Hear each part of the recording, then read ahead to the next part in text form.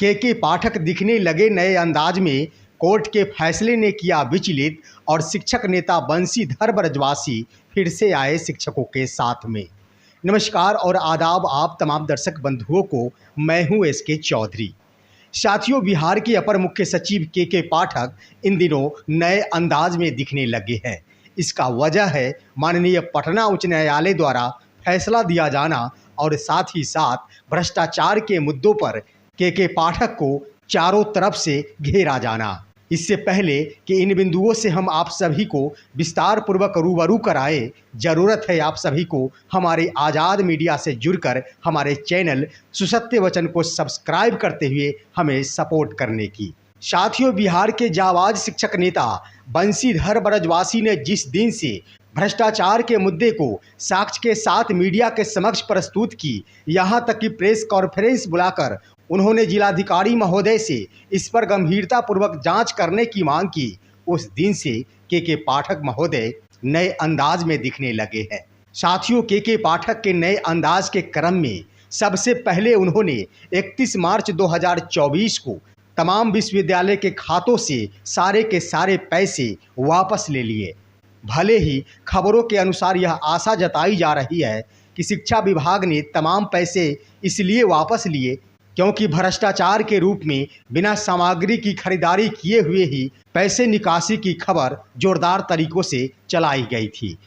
और भ्रष्टाचार चाहे किसी भी पदाधिकारी द्वारा क्यों नहीं किया जाए, परंतु पर्दा शीर्ष अधिकारी के ऊपर ही है। आशा ये जताई जा रही है कि आने वाले दिनों में जहां प्राथमिक से लेकर माध्यमिक उच्चतर माध्यमिक विद्यालयों के खातों से पैसों की निकासी कर ली गई, परंतु सामग्री की खरीदारी नहीं हुई, ऐसा ना हो कि विश्वविद्यालय के खातों पर भी यही सुनने को मिले।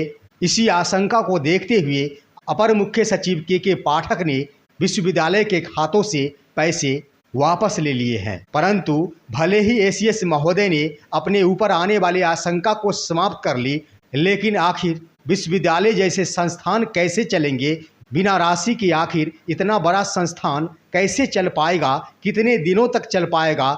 यह एक बड़ा समस्या उत्पन्न हो गया है।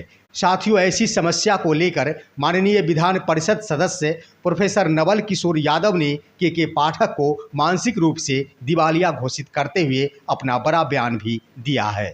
वहीं नए अंदाज के क्रम में चाहे इसका वजह आंतरिक रूप से कुछ भी हो, परंतु बिहार के वैशाली जिले के अंतर्गत देसरी प्रखंड शिक्षा पदाधिकारी श्रीमती मंजू कुमारी को शिक्षा विभाग के समीक्षात्मक बैठक में लगातार अनुपस्थित रहने के कारण जिला शिक्षा पदाधिकारी द्वारा प्रतिवेदन के आधार पर शिक्षा विभाग ने 3 अप्रैल 2024 को निलंबित कर दिया है। ऐसे निलंबन को लेकर शिक्षा प्रेमियों ने अपना विचार व्यक्त करते हुए कहा है कि ये मामला भ्रष्टाचार से जुड़ा हुआ है और एसीएस के ऊपर भ्रष्टाचार के मामले उठने लगे तो उन्होंने भ्रष्टाचार से नज़र भटकाने के लिए पदाधिकारियों के ऊपर ही कार्रवाई करना शुरू कर दी, ताकि आम जन के कानों तक यह संदेश पहुंच जाए भ्रष्टाचारियों को किसी भी रूप में एसीएस महोदय नहीं छोड़ रहे हैं। वहीं साथियों, प्रखंड शिक्षा पदाधिकारी के निलंबन के क्रम में दिनांक 5 अप्रैल 2024 को पूर्वी चंपारण जिले के कल्याणपुर प्रखंड के प्रखंड शिक्षा पदाधिकारी श्री तारनी दास को विद्यालयों का उचित अनुश्रवण नहीं करने तथा शिक्षा कोष पोर्टल पर डाटा एंट्री संतोषजनक नहीं पाए जाने के आरोप में जिला शिक्षा पदाधिकारी पूर्वी चंपारण के प्रतिवेदन के आधार पर निलंबित कर दिया है। तो इस तरह से नए सत्र में जहां 1 अप्रैल 2024 को 2 डीपीओ को निलंबित किया गया, वहीं 2 दिनों बाद वैशाली जिले के देसरी प्रखंड के शिक्षा पदाधिकारी और 1 दिन बाद पूर्वी चंपारण जिले के कल्याणपुर प्रखंड के प्रखंड शिक्षा पदाधिकारी को निलंबित कर दिया गया है। वहीं अपर मुख्य सचिव के पाठक एक नए अंदाज में इस रूप में दिखने लगे हैं कि बिहार के इतिहास में पहली बार कक्षा 9वीं से लेकर 12वीं तक के छात्रों को निःशुल्क पाठ्य पुस्तक बिहार शिक्षा परियोजना परिषद द्वारा उपलब्ध कराई जाएगी। तो शिक्षा जगत में माध्यमिक और उच्चतर माध्यमिक कक्षा के छात्रों के लिए पहली बार निःशुल्क पाठ्य पुस्तकों की व्यवस्था करते हुए के पाठक नए अंदाज में दिखने लगे हैं। वहीं साथियों, माननीय उच्च न्यायालय द्वारा फैसले सुनाए जाने के बाद के पाठक विचलित नजर आने भी लगे हैं। इसका प्रमुख वजह है माननीय पटना उच्च न्यायालय ने तमाम नियोजित शिक्षक जो सक्षमता परीक्षा में असफल या फिर भाग नहीं लेना चाहते हैं वो नियोजित शिक्षक ही बने रहेंगे, ऐसा फैसला सुनाया था। और आप सभी अवगत है कि शिक्षा विभाग इस उद्देश्य से विशिष्ट शिक्षक नियमावली तैयार की थी कि तमाम स्थानीय निकायों के शिक्षकों को विशिष्ट शिक्षक में परिवर्तित करते हुए स्थानीय निकाय के नियमावली को ही समाप्त कर दिया जाएगा।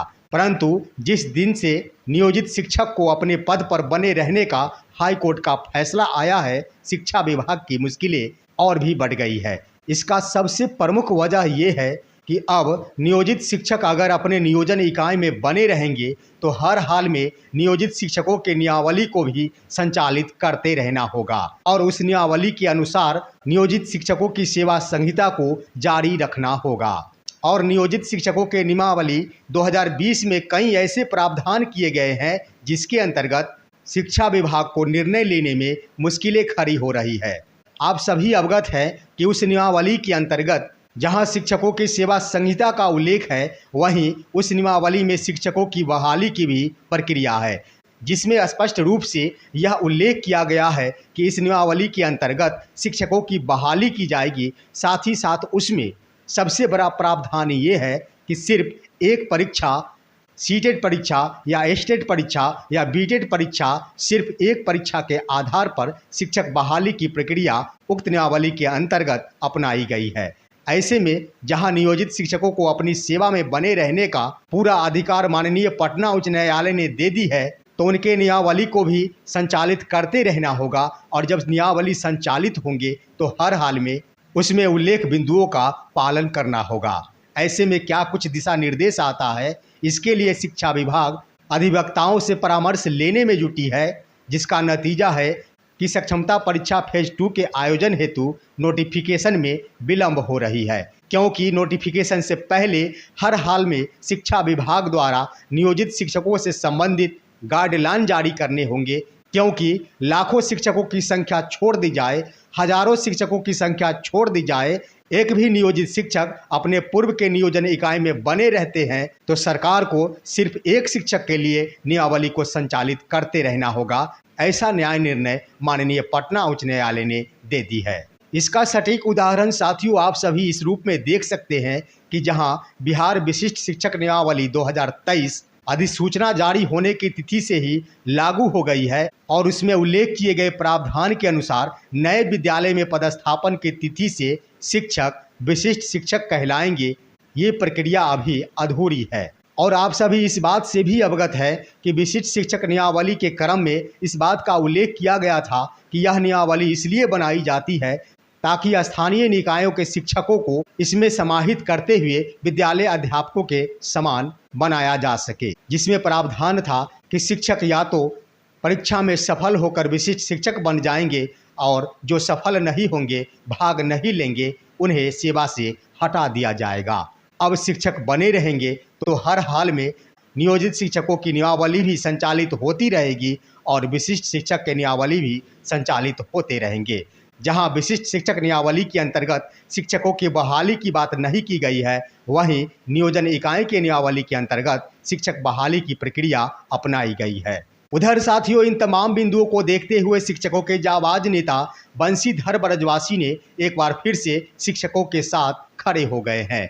उन्होंने अपने बयान जारी करते हुए शिक्षकों से अपील की है कि कोई भी नियोजित शिक्षक एक दूसरे के ऊपर कटाक्ष ना करे। उन्होंने स्पष्ट लहजे में कही है कि जिन्होंने सक्षमता परीक्षा में सम्मिलित नहीं हुए थे वे कदापि सक्षमता परीक्षा में शामिल होने वाले शिक्षकों को गद्दार शब्द नहीं कहे या फिर सक्षमता परीक्षा में शामिल होने वाले शिक्षक बंधु किसी भी परीक्षा में शामिल नहीं होने वाले शिक्षकों के ऊपर कोई कटाक्ष ना करे, अन्यथा सरकार की नीतियां सफल हो जाएगी और सरकार भी इसी प्रयास में है कि शिक्षकों को बांट कर टुकड़े टुकड़े कर दे। उन्होंने स्पष्ट कहा है कि बिहार के तमाम शिक्षक चाहे वो सक्षमता परीक्षा में भाग लिए हो, ढेर सारे मजबूरियों के दौरान भाग लिए हैं तो कई सारे अपनी पूर्व की सेवा में बने रहने के कारण सक्षमता परीक्षा में भाग नहीं लिए हैं तो कई शिक्षक बंधु सक्षमता परीक्षा का विरोध करने के क्रम में सक्षमता परीक्षा में भाग नहीं लिए हैं।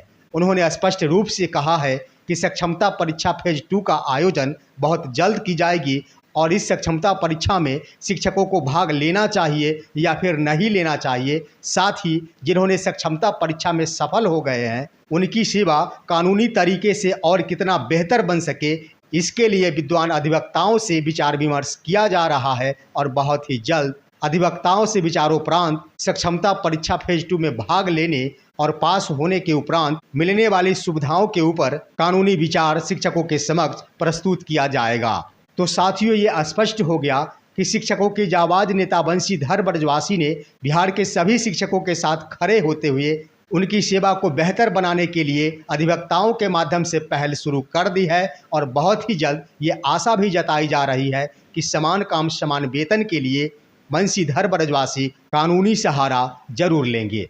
वहीं साथियों, माननीय पटना उच्च न्यायालय के फैसले के रिव्यू के रूप में अगर कहा जाए तो इसकी संभावना बहुत कम है कि रिव्यू को लेकर सुप्रीम कोर्ट जाया जाए, परंतु सक्षमता परीक्षा में सफलता के उपरांत सर्वोच्च न्यायालय के पास शिक्षकों का जाना एक नया मुद्दा बन गया है। बस इतना ही। बने रहिए आप सभी हमारे आज़ाद मीडिया के साथ। देखना है आगे क्या होता है। अपने विचार भी कमेंट के माध्यम से अवश्य दीजिए। मेरे चैनल सुसत्य वचन को सब्सक्राइब कर हमें सपोर्ट कीजिए और तमाम दोस्तों के पास इसे शेयर कर दीजिए। फिर मिलेंगे आपसे अगले वीडियो में। तब तक के लिए जय हिंद, जय भारत दोस्तों।